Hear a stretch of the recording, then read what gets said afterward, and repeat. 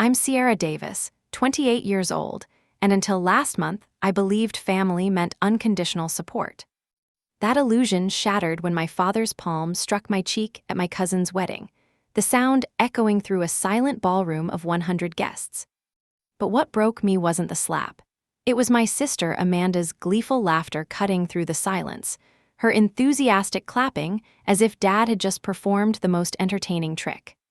Little did she know, I had one last card to play. Before we continue, where are you watching from? Hit that subscribe button and let me know if you've ever been betrayed by family. Growing up in our suburban Chicago home, the dynamics between my father Richard, my sister Amanda, and me were complicated from the beginning. My dad was the quintessential perfectionist, a successful orthopedic surgeon who expected nothing short of excellence from his daughters. Every test score below an A was a disappointment. Every athletic performance that didn't win gold was just not trying hard enough. In his world, second place might as well have been last. Amanda, 2 years younger than me at 26, figured out early how to work the system. While I struggled under the weight of Dad's expectations, Amanda discovered that batting her eyelashes, strategic tears, and well-timed compliments could get her whatever she wanted. She wasn't necessarily smarter or more talented, but she understood manipulation in ways that my straightforward nature couldn't comprehend. Everything changed when Mom died. Eleanor Davis, my beautiful, patient mother, lost her battle with ovarian cancer when I was 16, and Amanda was 14. She had been the buffer between Dad's rigid expectations and our developing identities, the only one who could soften his hard edges with a gentle touch or knowing glance.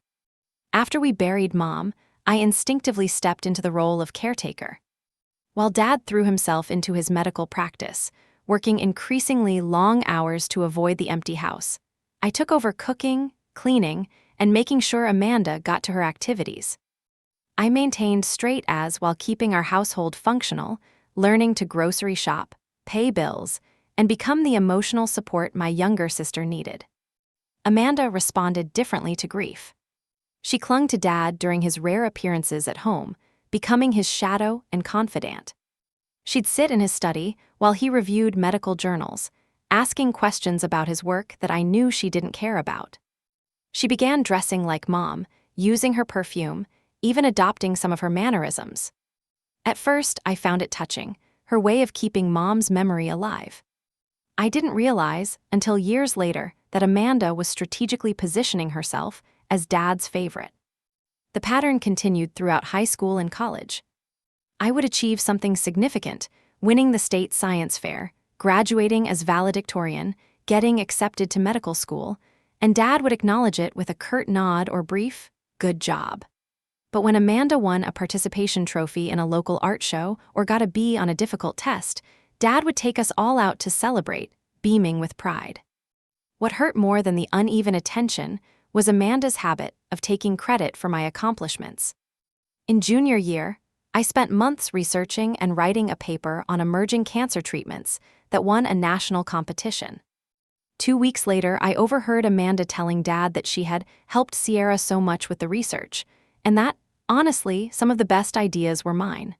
I confronted her later, and she laughed it off, saying, "Don't be so sensitive." I was just trying to make conversation with Dad. This happened repeatedly. My recipe for Mom's special holiday cookies became Amanda's new creation. My suggestion for Dad's birthday gift became Amanda's thoughtful idea. My community volunteer project became something we both organized. Each time, I forgave her. She was my sister, my only sibling, and despite everything, I loved her. I told myself she was just insecure, still processing Mom's death, still finding her way. I believed that one day, she would outgrow this behavior, and we would have the close sister relationship I always wanted. Even as adults, the pattern continued. I focused on medical research, specifically autoimmune disorders, inspired by a cousin who struggled with lupus. After years of dedicated work, my team and I made a breakthrough in treatment protocols that gained attention in the medical community. For once, even Dad seemed genuinely impressed. At a family dinner, he actually raised a toast to me, saying how proud Mom would have been. The look on Amanda's face that night should have warned me. Her smile didn't reach her eyes, and she barely touched her glass to mine during the toast. By then, I had been dating Luke for almost 2 years. He was the first person to fully see the dynamics in my family. A child psychologist with a keen eye for family systems, he pointed out patterns I had normalized years ago. "Your sister is threatened by your success," he told me one night after a particularly tense family dinner. "And your dad enables it because it's easier than addressing the real issues." I dismissed his concerns initially, defensive of my family despite everything. But as my cousin Jessica's wedding approached, bringing the extended family together for the first time in years, I couldn't ignore the knot of anxiety forming in my stomach. Jessica had always been kind to me. Unlike Amanda, she celebrated my achievements without feeling diminished by them. When she asked me to give a toast at her reception, I felt honored. It would be a chance to speak from the heart about family and connection, to maybe even rebuild some bridges with Dad and Amanda. I dared to hope that this gathering might be different. That Dad would see me, really see me, as the accomplished woman I'd become. That Amanda would finally feel secure enough in herself to stop competing with me. That we could honor Mom's memory by becoming the family she had always tried to nurture. I had no idea that this hope would lead to the most humiliating moment of my life, or that it would ultimately force a reckoning that was decades overdue. Jessica's wedding was scheduled for the first Saturday in June at the Grand Lake Resort, a picturesque venue overlooking Lake Michigan. 6 weeks before the big day, she called to ask if I would give a toast at the reception. "You've always had a way with words, Sierra," she said. "And honestly, you're the cousin I've always felt closest to." It would mean so much to me. I was touched and immediately accepted. This was more than a speaking opportunity. It was a chance to publicly celebrate love and family in front of relatives we rarely saw. Maybe, I thought, it would even be healing for Dad to hear me speak about the values Mom had instilled in us. When Amanda found out about my speaking role, her reaction was immediate. We were having Sunday dinner at Dad's house when Jessica's name came up. "Oh, Jessica asked me to give a toast at the reception," I mentioned, trying to sound casual. Amanda's fork clattered against her plate. "She asked you." "Not me."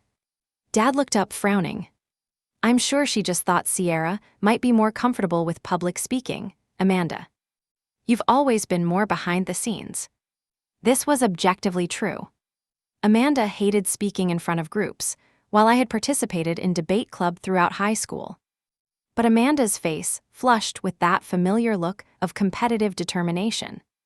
"Actually, I've gotten much better at public speaking. My supervisor at work always asks me to present at staff meetings now." This was news to me, as Amanda had complained just the previous month about having to give a 5-minute presentation. In the weeks that followed, Amanda's attempts to undermine my confidence became increasingly obvious.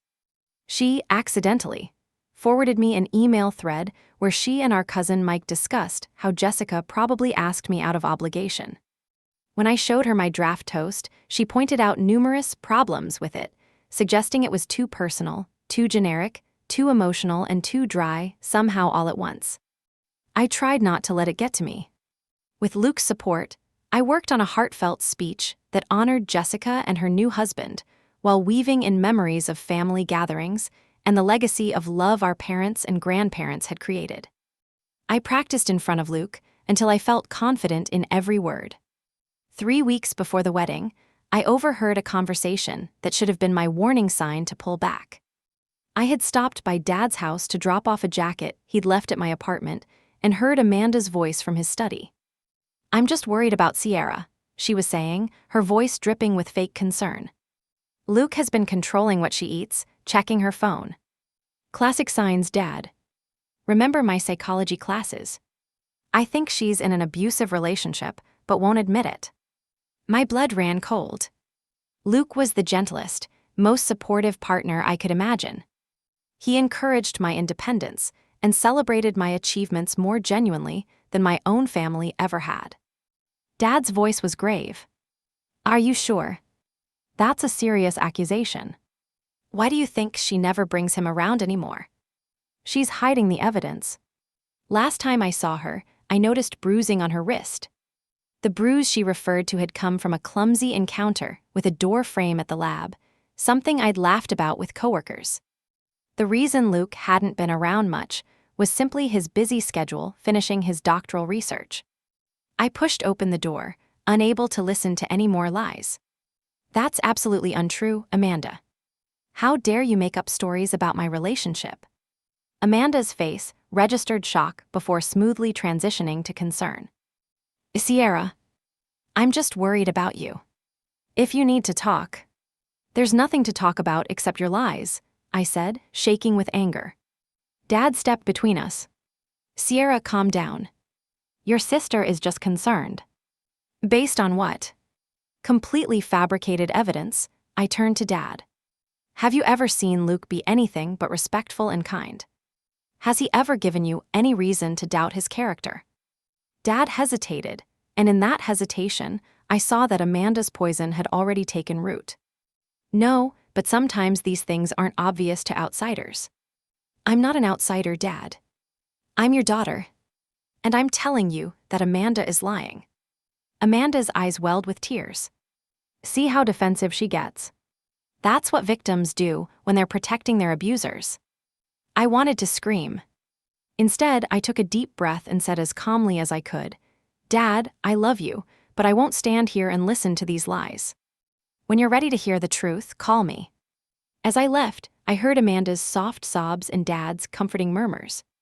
She was playing him like a fiddle, and he couldn't even hear the tune. The final week before the wedding was tense. Dad became increasingly cold during our limited interactions, clearly influenced by Amanda's fabrications. I tried calling him twice to clear the air, but our conversations were strained and brief. The night before the wedding, the bridal party gathered for a rehearsal dinner at an upscale restaurant near the venue. I wore a simple navy blue dress I'd been saving for special occasions, feeling good about how I looked for the first time in weeks. Amanda arrived late, making an entrance in a red dress that bordered on inappropriate for a rehearsal dinner. As she circulated through the room, she kept shooting glances my way, as if gauging my reaction. When she finally made her way to my table, she was carrying a glass of red wine filled dangerously close to the brim. I saw what was about to happen a split second before it did her. Accidental stumble, the wine arcing through the air, landing squarely on the front of my dress. Oh my God, Sierra. I'm so sorry, she exclaimed, grabbing napkins and making a show of dabbing at the spreading stain, managing to grind the wine deeper into the fabric with each press. Jessica rushed over. Oh no. Sierra, there's a boutique in the hotel that might still be open. Maybe they have something you can wear tomorrow. It's fine, I said, though it wasn't. I brought another dress for the ceremony. It wasn't as nice as this one, but it would have to do. Amanda's eyes widened in exaggerated relief. Oh, thank goodness. I would have felt terrible if I'd ruined your only outfit. The slight emphasis on only made it clear this was no accident. That night, instead of getting the rest I needed before the big day, I stayed up until 3 a.m. treating the wine stain with club soda and salt, then blow-drying the fabric, desperate to salvage my favorite dress. By some miracle, I managed to remove most of the stain, though a faint shadow remained. As I finally crawled into bed in my hotel room, exhausted and still slightly damp from the cleanup efforts, I promised myself that no matter what Amanda did tomorrow, I would maintain my dignity. I would give my toast with grace and sincerity. I would not let her provoke me into the kind of emotional reaction that would only reinforce the false narrative she'd created. Little did I know that maintaining my dignity would become impossible in less than 24 hours. The morning of the wedding dawned bright and clear, the kind of perfect June day that seemed made for celebrations. From my hotel window, I could see the grounds of the Grand Lake Resort already bustling with activity, florists arranging last-minute bouquets, staff setting up chairs on the lakeside lawn where the ceremony would take place. Despite my exhaustion from the late night, I felt a renewed sense of determination. Today wasn't about my complicated relationship with Amanda or Dad's inability to see through her manipulations. It was about Jessica and her fiancé Daniel, their love and their future together. I took extra care with my appearance, applying makeup to cover the shadows under my eyes, styling my hair in soft waves, and putting on the navy dress that now bore only the faintest hint of last night's wine incident. Looking in the mirror, I practiced a genuine smile, channeling the joy I truly felt for my cousin rather than the anxiety simmering beneath the surface. The ceremony venue was stunning. White chairs lined a green lawn that sloped gently toward the lake, with an elegant floral arch marking the spot where Jessica and Daniel would exchange vows. Guests were already finding their seats when I arrived, the soft murmur of conversation mixing with the string quartet's melody. I spotted Dad near the front, looking distinguished in his charcoal suit. Amanda stood beside him, resplendent in a pale pink gown that made her look almost angelic, an irony that wasn't lost on me. Taking a deep breath, I approached them. "Good morning," I said, keeping my voice light. "Beautiful day for a wedding." Dad's response was a curt nod, but Amanda surprised me by pulling me into a hug. "Sierra, I feel just awful about last night. Did the dress survive?" Her voice carried just enough concern that anyone overhearing would think her genuinely remorseful. "It's fine," I said, gesturing to the barely visible stain. "No harm done." Amanda linked her arm through mine. "Let's start fresh today, okay? For Jessica's sake. Family should stick together at weddings." For a moment, I allowed myself to hope that perhaps she meant it. That maybe, in the context of celebrating another family's joy, she could set aside her competitive nature and just be my sister. "I'd like that," I said cautiously. "Good. I saved you a seat with us," she said, leading me to where Dad was now sitting. The ceremony was beautiful. Jessica, radiant in her white gown, and Daniel, looking at her as though she were the only person in the world, recited vows they had written themselves. I found myself tearing up at their promises of support, understanding, and lifelong partnership, everything a family should be. Throughout the ceremony, I noticed Amanda leaning over to whisper in Dad's ear occasionally. Each time she did, his expression would darken slightly, and he would glance my way with what looked like disappointment. I tried to ignore it, focusing instead on the celebration unfolding before us. After Jessica and Daniel were pronounced husband and wife, guests moved to the resort's grand ballroom for the reception. Crystal chandeliers cast a warm glow over tables, adorned with blush and ivory flower arrangements. A live band played softly as people found their assigned seats. I was relieved to see that Luke had arrived for the reception, having been unable to attend the ceremony due to a morning client session. His reassuring presence across the table from me felt like armor against whatever Amanda might be planning. As dinner was served, I reviewed my toast in my head one last time. According to the program, I would be speaking after the best man, but before the maid of honor, a prime spot that reflected Jessica's regard for me. When the plates were cleared and the coffee served, the best man stood to give his speech, a charming collection of anecdotes about Daniel that had the room laughing appreciatively. As he concluded and raised his glass in a toast, I prepared to stand. But before I could rise from my chair, Amanda was on her feet, clinking her knife against her champagne flute to get everyone's attention. "If I could just say a few words before my sister," she announced, her voice carrying across the now quiet room. Jessica looked confused. This wasn't part of the program, but nodded graciously. I felt Luke's hand squeeze mine under the table as Amanda began to speak. "For those who don't know me, I'm Amanda Davis, Sierra's younger sister." She smiled broadly. When Jessica asked Sierra to give a toast today, I was so touched by the idea of family celebrating family that I just had to add my own little tribute. What followed was a masterclass in subtle undermining. Amanda spoke eloquently about Jessica and Daniel, yes, but she wove in stories about our childhood that consistently positioned me as the uptight, controlling sister and herself as the free-spirited, loving one. Sierra always needed to be the responsible one, she said with a laugh that invited others to join in. Even when we were kids, she was organizing Mom's spice rack alphabetically while I was out making friends with the neighborhood children. A few chuckles rippled through the crowd. And poor Jessica, often got caught in the middle of Sierra's plans.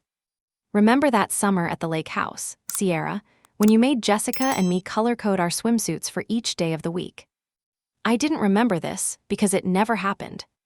But people were laughing now, and I sat frozen, smile plastered on my face, as Amanda continued her character assassination disguised as fond reminiscence. "But that's our Sierra," Amanda continued, her voice taking on a slightly patronizing tone. "Always needing to be the perfect one, always needing recognition for her accomplishments, real or imagined." A few uncomfortable glances were exchanged among the guests, who recognized the barb for what it was. "So while my sister will no doubt give you a perfectly articulated, possibly rehearsed toast," Amanda said, emphasizing the word rehearsed as though it were something shameful, "I just wanted to speak from the heart and say how happy I am for Jessica and Daniel." She raised her glass. "To the happy couple. May your marriage be full of spontaneity and joy, not schedules and expectations." The applause was polite but subdued, the atmosphere in the room noticeably tenser than it had been minutes before. As Amanda sat down, looking thoroughly pleased with herself, the wedding coordinator nodded to me, indicating it was now my turn. As I stood on shaky legs, Amanda leaned over and whispered so only I could hear. "Dad always preferred me because I'm not a disappointment. Your toast won't change that."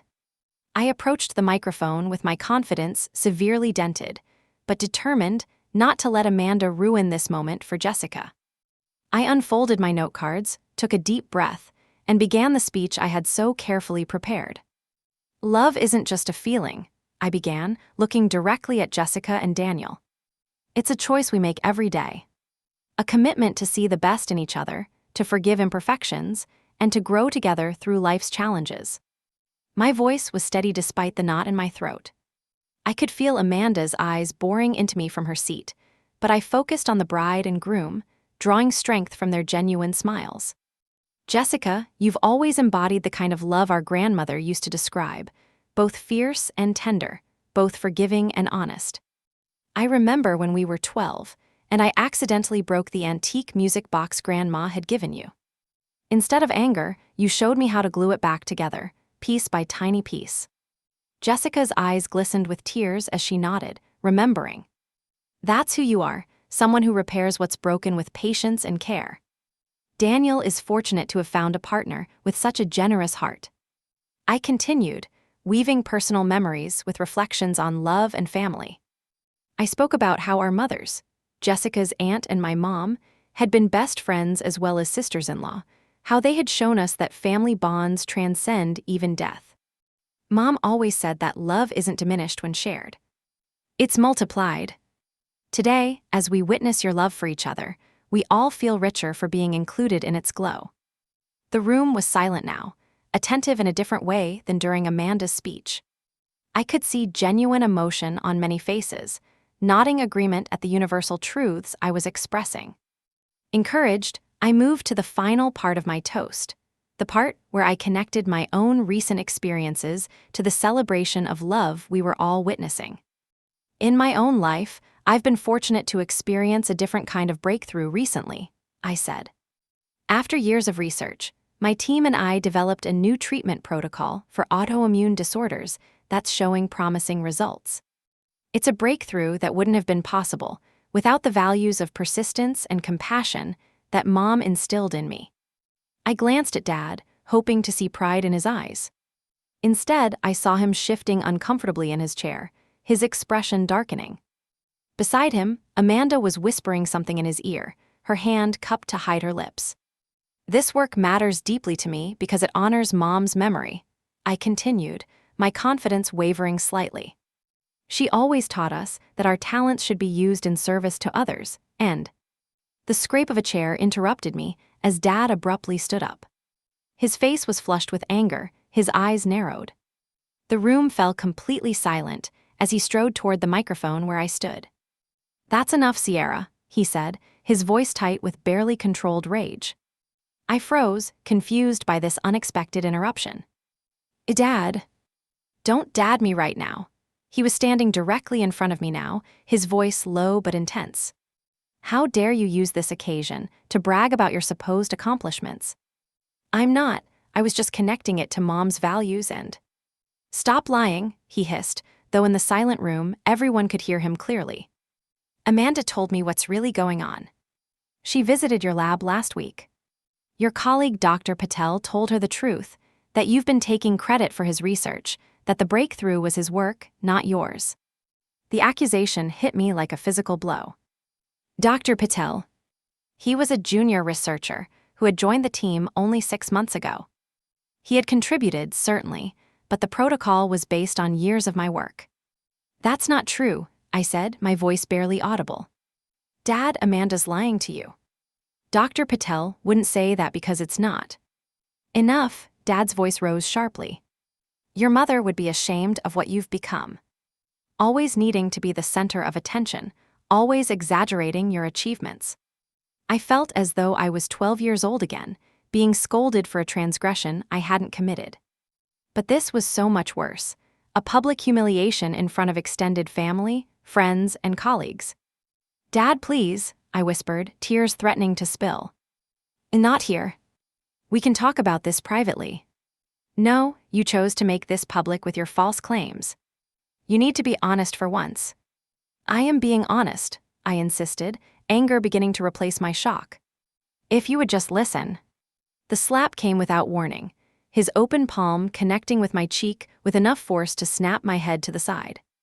The sound echoed through the ballroom like a gunshot. For a moment, time seemed to stop. 100 guests sat in stunned silence. Jessica's hand was over her mouth in horror. Daniel had half risen from his chair, uncertain whether to intervene. And then, cutting through the silence like a knife, the sound of slow, deliberate clapping. I turned, my cheek burning with pain and humiliation, to see Amanda applauding, a satisfied smile spreading across her face. Finally, she said, loud enough for everyone to hear. Someone had to put her in her place. A laugh, high and brittle, escaped her throat as she continued clapping. A few gasps rose from the assembled guests, but no one moved, frozen by the shocking tableau before them. The room swam before my eyes as tears of shame and rage threatened to overwhelm me. I looked from Amanda's triumphant face to Dad's still angry one, to the shocked expressions of 100 witnesses to my humiliation. I couldn't breathe. I couldn't speak. All I could do was flee. Clutching my note cards in a death grip, I pushed past Dad and ran for the exit, barely aware of the murmurs that erupted in my wake. Behind me, I heard Amanda's voice, clear and carrying. She always was so dramatic. Don't worry, everyone, she'll get over it. Let's get back to celebrating. The cool evening air hit my face as I burst through the doors, gulping oxygen into my constricted lungs. The pain in my cheek was nothing compared to the agony in my heart. My own father had struck me in public, believing Amanda's lies without question. My own sister had applauded my humiliation. Everything I thought I knew about family, about love and loyalty and trust, lay shattered at my feet like the remnants of Jessica's music box. Only this time, there would be no patient hands helping me glue the pieces back together. Or so I thought. I found refuge in a small garden alcove at the far end of the resort property, hidden from the main buildings by a row of carefully trimmed hedges. Sinking onto a stone bench, I finally allowed the tears to come. Hot, angry, humiliated tears that blurred the twinkling lights of the reception hall in the distance. Sierra, Luke's voice was soft, concerned. He appeared at the entrance to the alcove, his silhouette outlined against the garden pathlights. I've been looking everywhere for you. One look at his kind, worried face broke the last of my composure. Fresh sobs tore from my throat as he rushed to sit beside me, gathering me in his arms. I saw what happened, he said, his voice tight with controlled anger. I'm so sorry. What your father did, what Amanda did, it's inexcusable. I couldn't form words, could only shake my head against his shoulder. Jessica asked me to tell you she understands, if you want to leave. She's horrified by what happened. Poor Jessica. Her perfect day marred by my family's dysfunction. Another thing to feel guilty about. I need to get out of here, I finally managed to say. Luke nodded. I've already called a rideshare. It'll be here in 5 minutes. He hesitated, then added, there's something you should know. I recorded what happened. I pulled back to look at him. What? He pulled out his phone. I was recording your toast to surprise you with later. When things started to go sideways, I just kept recording. I thought you might need proof of what really happened, not whatever story Amanda will spin later. The rideshare ride back to my apartment passed in a blur. Luke stayed close, his hand steady in mine, but respected my need for silence as I processed the public destruction of my family relationships. By the time we reached my door, a numbness had settled over me, a protective shell against the magnitude of betrayal I had experienced. Stay, I said simply when Luke asked if I wanted to be alone. Not for sex or even conversation, just for the reassuring presence of someone who saw me clearly and loved me anyway. The next 3 days passed in a fog. I called in sick to the lab, unable to face colleagues who might have heard about the incident through the grapevine. Luke brought food that I barely touched, encouraged me to shower when I would have been content to stay curled in bed, and fielded concerned calls from Jessica and other relatives. On the 4th day, something shifted. I woke early before Luke and felt an unfamiliar calm settle over me. Not forgiveness, not acceptance, but clarity. For the first time, I was seeing my family without the filter of hope and wishful thinking. I made coffee and sat at my small kitchen table, scrolling through childhood photos on my phone. There it was in image after image, Amanda positioned centrally, Dad's hand on her shoulder, me slightly off to the side. The pattern had been there all along, visible to everyone but me. That afternoon, while Luke was at work, I drove to my father's house. He wasn't home, which was perfect for my purpose. Using the spare key he'd never asked for back, I let myself in and went straight to the attic where Mom's belongings were stored. I wasn't sure exactly what I was looking for until I found it, a cardboard box labeled Eleanor's Personal in Dad's precise handwriting. Inside were Mom's journals, dozens of them, dating back to before Amanda and I were born. I took the most recent ones, covering the last 5 years of her life, and left the rest undisturbed. Whatever answers I sought would be in Mom's final thoughts. Back at my apartment, I spent hours reading her private reflections. Mom had seen everything I was only now beginning to understand. She wrote of her concerns about Amanda's troubling tendency to manipulate, and her worry for Sierra, who keeps forgiving betrayals that cut deeper each time. She documented incidents I had forgotten or minimized, Amanda taking credit for my science fair project in 8th grade, Amanda reading my diary to Dad out of context to get me grounded, Amanda deliberately losing a necklace Mom had given me for my 16th birthday.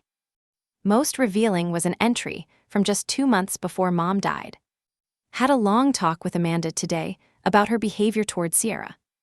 She admitted she's jealous of her sister's natural abilities, but refused to acknowledge how her actions hurt Sierra. Richard sides with Amanda too often, seeing Sierra's complaints as sibling rivalry rather than legitimate grievances. I worry what will happen when I'm gone. Sierra deserves better than to be gaslit by her own family. Gaslit. The word jumped off the page. Mom had seen it so clearly, had tried to address it, but had run out of time. With renewed purpose, I called my lab director, Dr. Levine. Sierra, how are you? She asked. We've been worried. I'm working through some personal issues, I said vaguely. But I needed to ask, did my sister Amanda visit the lab recently? A pause. Yes, about 2 weeks ago. She said she was surprising you for lunch, but you were in a meeting with the review board. I had Janelle show her to the break room to wait, but when I checked back later, she was gone. Did she speak with Dr. Patel? Another pause, longer this time. Not that I saw, but... Sierra, we had a security issue that day. Someone accessed your computer without authorization. Nothing seemed to be missing, so we didn't make a big deal of it, but... My blood ran cold. When exactly was this? The same day your sister visited. We assumed it was you who had forgotten to log out. Is something wrong? Everything was wrong. But for the first time, I could see a path forward. Dr. Levine, I need to check something. Can you pull the security footage from that day? And can you ask it to check what files were accessed on my computer? Over the next 2 days, the pieces fell into place with sickening clarity. Security footage showed Amanda slipping into my office while Janelle was called away to answer a phone. It confirmed that someone had opened several files related to our research, including personal emails between Dr. Patel and me discussing his contributions to the project. Most damning of all was a recorded phone call Dr. Levine found in our system. Apparently, Amanda had called the lab a week after her visit, identifying herself as me, and had a brief conversation with Dr. Patel where she thanked him for letting me build on your initial findings. Dr. Patel had sounded confused but polite in his response. Armed with this evidence, I began formulating a plan. Not for revenge, that would only drag me down to Amanda's level. But for truth. For accountability. For a reckoning that was long overdue. I spent another day gathering additional documentation, emails, research notes, performance reviews that clearly established my role in the breakthrough. I contacted colleagues who could verify my contributions. I reviewed Luke's recording of the wedding incident multiple times, steeling myself against the pain of reliving it. And then I made one quiet call to a family therapist specializing in dysfunctional family systems and intervention strategies. Dr. Harper listened to my story without judgment, asked insightful questions about patterns of behavior, and helped me develop a strategy for confronting my father and sister in a controlled, productive environment. Your goal isn't to punish, Dr. Harper reminded me. It's to break a destructive pattern and create the possibility of healthier relationships moving forward. With her guidance, I arranged a family meeting at Dad's house for the following Sunday. I told him simply that I wanted to clear the air after what happened at the wedding. To my surprise, he agreed, though his voice remained cool and distant. Amanda was easier to convince. Always confident in her ability to control any narrative, she likely saw this as an opportunity to further cement her position as Dad's favorite and the family truth-teller. As I prepared for the confrontation that could either heal my family or sever my ties with them forever, I felt strangely calm. For too long, I had allowed Amanda's lies and Dad's willful blindness to define my reality. Whatever happened next, I would be standing in my truth for the first time in years. The weapon Amanda never expected wasn't revenge or even righteous anger. It was something far more powerful, the unvarnished truth, supported by evidence she couldn't twist or deny. And behind that truth, professionals trained to recognize and address the exact kind of manipulation that had poisoned our family for decades. One quiet call. That's all it had taken to set this reckoning in motion. And on Sunday, Amanda would discover that her house of lies was about to collapse around her. Sunday arrived with an unusual stillness. The June morning was clear and bright, but as I drove to Dad's house, I felt as though I was moving through water, everything slightly slowed and distorted by the weight of what lay ahead. Luke had offered to come with me, but I had declined. This confrontation needed to be family only, at least initially. His love and support had given me the strength to get this far. The rest of the journey, I needed to walk alone. Dad's house looked the same as always, the pristine colonial with its perfectly trimmed hedges and manicured lawn. How fitting that the exterior should be so flawless, while the relationships inside had rotted from neglect and manipulation. Amanda's silver Audi was already parked in the driveway. Of course, she would arrive early to prime Dad with her version of events. I checked my watch. 10 minutes before our agreed meeting time. Perfect. I carried a simple leather portfolio containing all my evidence, printouts of security footage stills, IT reports, Mom's journal entries, and other documentation. Knowledge was power, but only if strategically deployed. The door opened before I could knock. Dad stood there, his face a mask of formality. "Sierra," he said with a curt nod, stepping aside to let me enter. "Thanks for agreeing to talk," I replied, keeping my voice neutral as I stepped into the foyer. Amanda appeared from the living room, wearing an expression of practiced concern. "Sierra, I'm glad you reached out. We've all been so worried about you." The performance was almost admirable in its conviction. If I hadn't spent days reviewing the evidence of her duplicity, I might have been swayed by her seemingly genuine concern. "Let's sit down," I suggested, gesturing toward the dining room rather than the living room where they clearly expected to talk. The dining room had better acoustics for what I had planned. Dad frowned but led the way. We settled around the mahogany table where hundreds of family dinners had taken place, some joyful, many tense, all contributing to the dynamic that had brought us to this moment.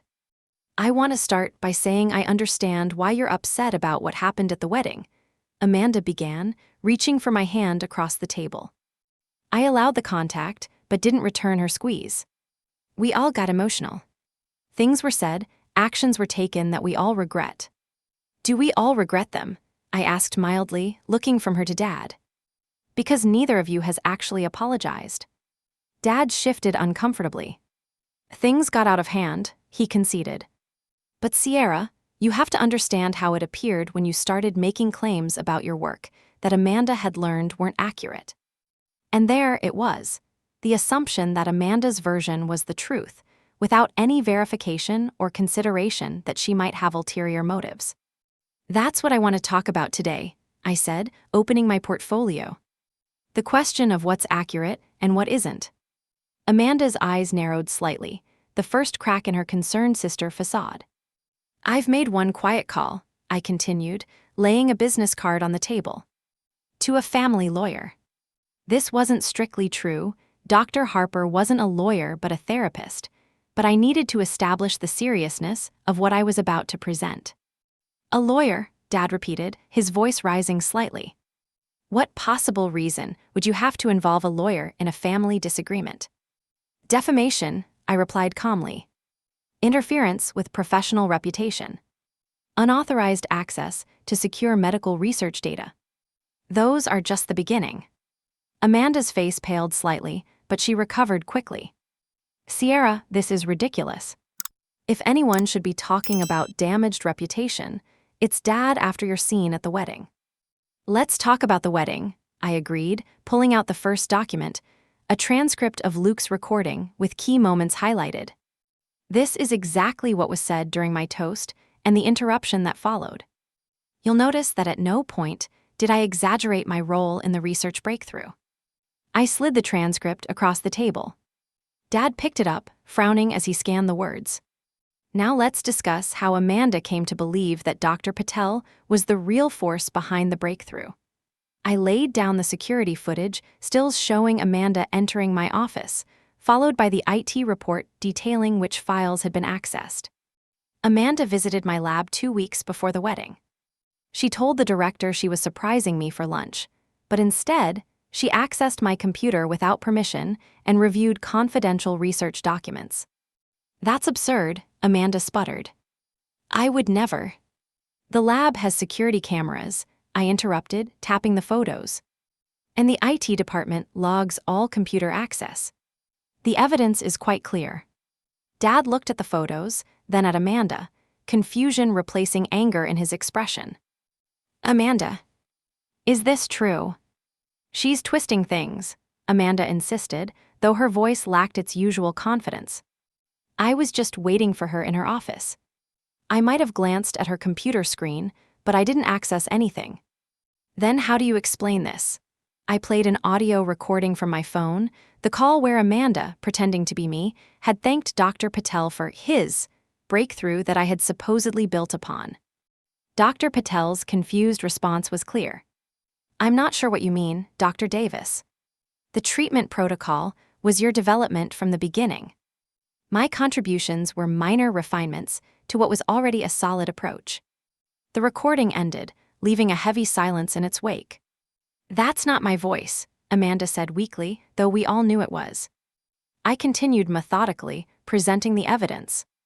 Emails from colleagues confirming my role in the research, official documentation from the lab establishing the timeline of the breakthrough, the congratulatory letter from the medical board that had reviewed our findings. With each new piece of evidence, Amanda's posture became more defensive and Dad's expression more troubled. But this is just about the research, I said after laying out the professional evidence. The pattern goes much deeper and started long ago. I opened Mom's journal to a marked page. Mom saw what was happening. She tried to address it before she died. Dad's hand trembled slightly as he took the journal. I watched his face as he read Alina's private thoughts about the family dynamics she had observed, her concerns about Amanda's manipulation, her frustration with Dad's enabling, her worry for me. "These are private," he said weakly, closing the journal. "Alina never meant for anyone to read these." "No, but she meant for our family to be healthy," I countered. "She ran out of time to make that happen. I'm finishing what she started." Amanda, recognizing she was losing ground, changed tactics. Tears welled in her eyes as she looked beseechingly at Dad. "She's trying to turn you against me," she said, voice breaking. "Just like she always has. She's jealous that you and I have a special bond, that you understand me in ways you never understood her." It was a masterful performance, one that had worked countless times before. I watched Dad's face, saw him wavering, torn between the evidence before him and the emotional manipulation he had always been susceptible to. "That's why I made one more call," I said quietly, checking my watch. The doorbell rang as if on cue. "Actually, that's them now." Dad looked confused, but got up to answer the door. Amanda shot me a look of pure venom, all pretense of sisterly concern abandoned. "What did you do?" she hissed. "I brought in objective professionals who can see through your manipulation," I replied calmly. "Game over, Amanda." Dad returned to the dining room, followed by Dr. Harper and her colleague, Dr. Reeves, a psychiatrist specializing in family systems and personality disorders. "Dad, Amanda, this is Dr. Harper and Dr. Reeves," I introduced them. "They're here to facilitate a family intervention." What?" Dad looked bewildered. "Sierra, this is going too far." "Actually, Mr. Davis," Dr. Harper said gently, "based on what we've observed just entering your home and seeing the family dynamic, I believe this intervention is long overdue." "You set us up," Amanda accused, turning to me with fury in her eyes. "You had them listening to our private conversation." "The room has been recording since I arrived," I confirmed. "With Dad's implicit permission, by allowing me to place my phone on the table. Single-party consent is legal in this state." Dr. Reeves took a seat at the table. "Ms. Davis," he addressed Amanda, "I've reviewed the evidence your sister has compiled, including historical patterns of behavior documented in your mother's journals. I've also reviewed the recording of the wedding incident and today's conversation. Would you be willing to discuss the motivations behind your actions?"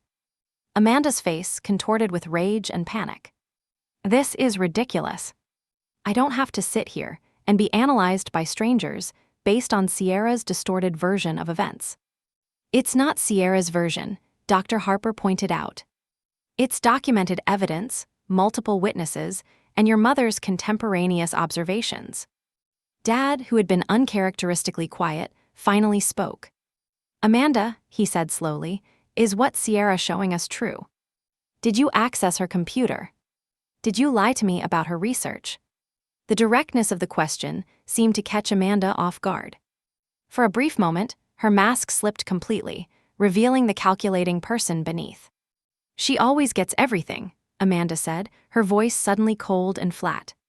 "The grades, the praise from teachers, the accomplishments everyone talks about. You never saw how hard it was living in her shadow. I had to do something to level the playing field."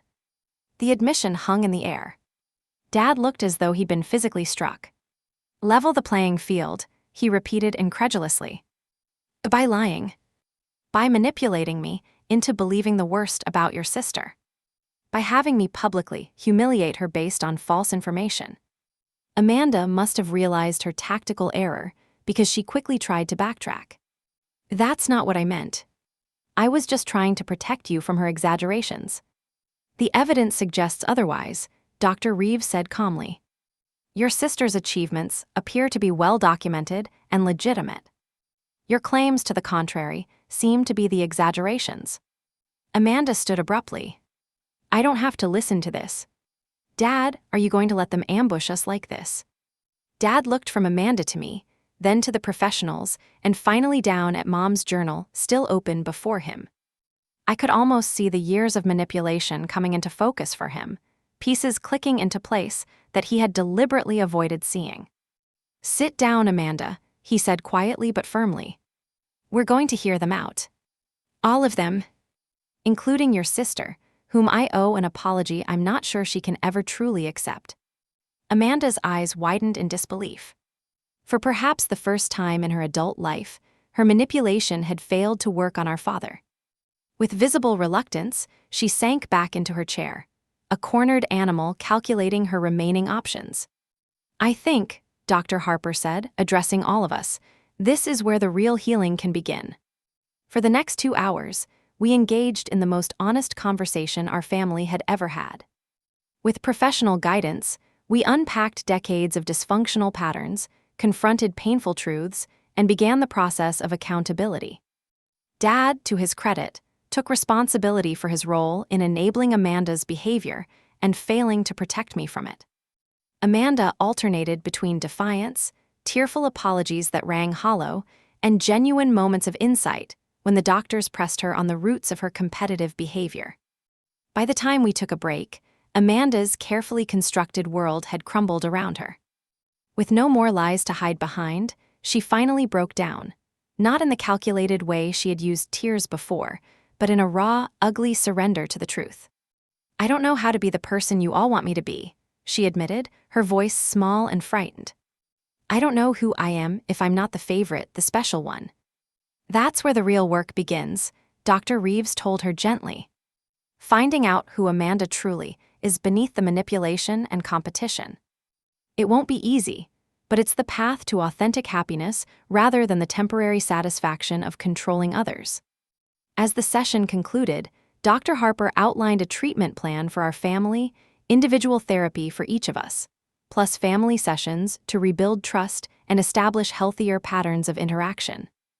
Amanda looked at me as the doctors packed up their materials, her expression a complex mix of resentment, fear, and something I hadn't seen from her in years: respect.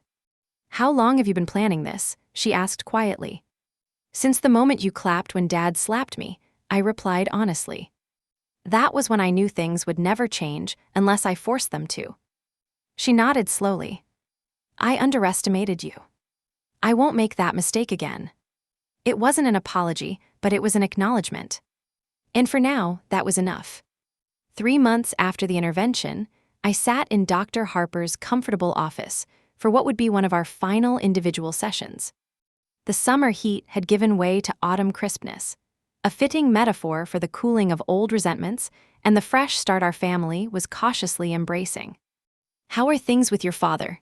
Dr. Harper asked, her pen poised over her notepad. I considered the question carefully.